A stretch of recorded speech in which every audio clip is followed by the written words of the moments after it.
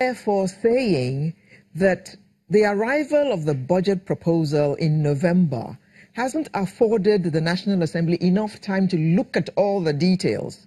Is that the point you're trying to make? That is not the point. The point we are making is that, can you hear me now? Yes. The time provided is enough, but the implementation, I'm telling you, the capital implementation of 2017 budget, at the time the budget came, we barely implemented between 8 and 12% of the capital budget provisions for 2017. And as we are talking, the executive, through the Honorable Minister of Finance, went on roadshow and raised funds for the implementation of the capital. So after the budget had been presented to us, and monies have been sent to MDAs, and they're already implementing the project. As I'm talking to you, some MDA are still releasing award letters for the implementation of 2017. So we need to know where, we need to benchmark. What are we? However, the important thing about budget appropriation is about service delivery to Nigerian people.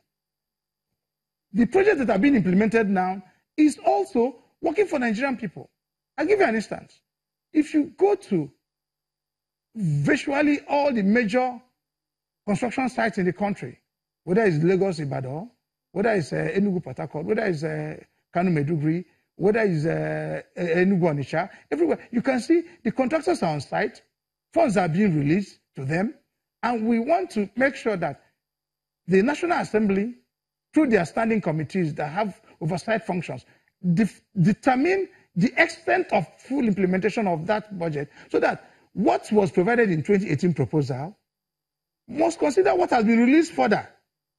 It won't be proper for you to release what was brought in November, return it to for approval. It will look as if the National Assembly is not working. All right. The truth is that between January and February, monies have released to MDA, and they already, so it requires us, when you call them, it requires us to go back to those places to ascertain the level of implementation, so that whatever it is, between the Executive and National Assembly, we will agree on proper channel for rollover of 2017 capital that will work seamlessly with what has been proposed for 2018, because all these things are what has been made for the service delivery for Nigerians. All right, thank you very much, Honorable Azubogu. We've been joined by Michael Adele, an economist. Thank you for joining us. Thank you for having me. Ogustuji, you've heard him talk about, yes, he's agreed that the fact that the document came in November means they had time, but then there are still processes. Are there any processes that are not regular? Are these processes so mysterious that it will take such a long time to run them through? Yeah, I think I'd like to, say that the honorable member has made an important point. He said the budget is a plan, but that point is not complete. The budget is not just a plan. We need to really understand what a budget is. A budget is a statement of intention or a plan, but it's more than that. A budget is the encapsulation of the intentions, of the direction of any economy. If there is no budget, there is no direction. So I can say that as we speak now, there is no direction for 2018.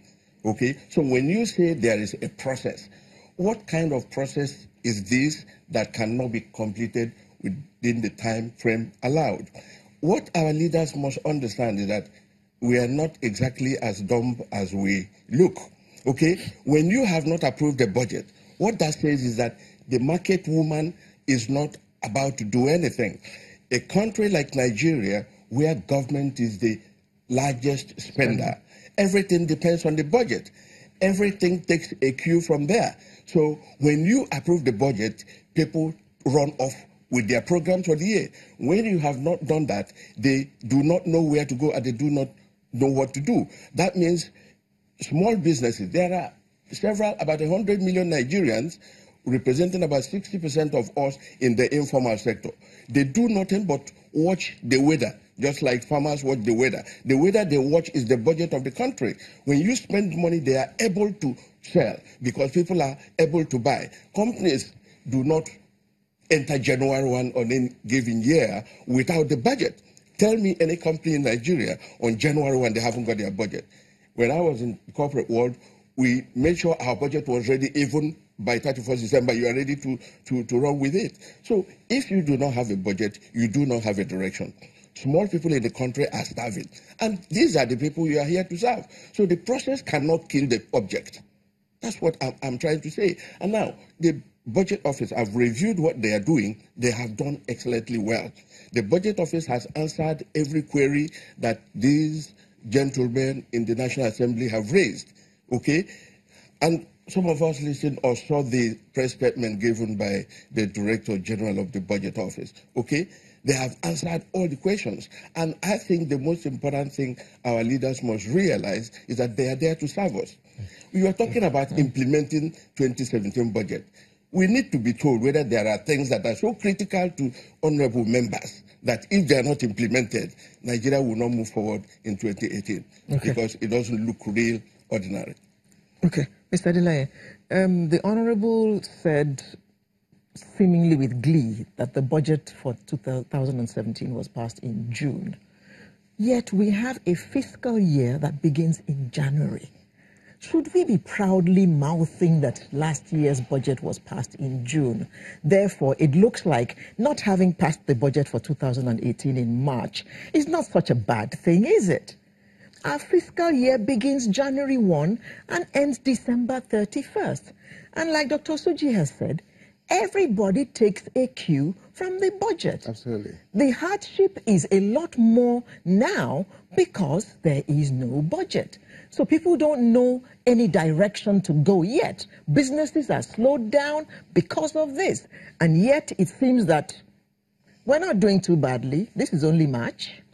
Thank you very much. I think we should start from the whole process of going to the representative who we actually elected from our constituency to go represent us.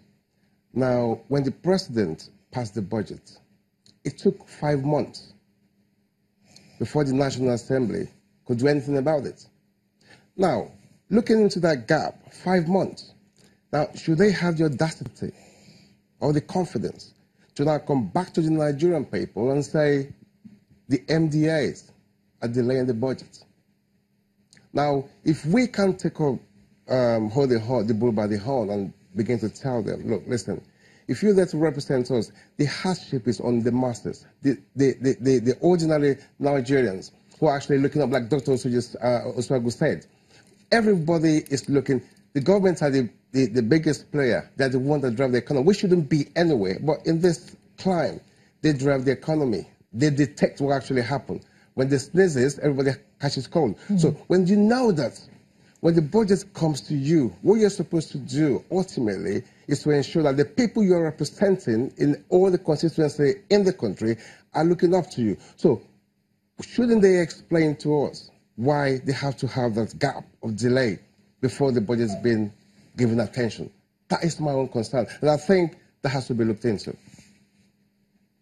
Things that have to be looked into, like what? I mean, there's this news out there that the Budget Office did not submit details for some ministries, departments, and agencies.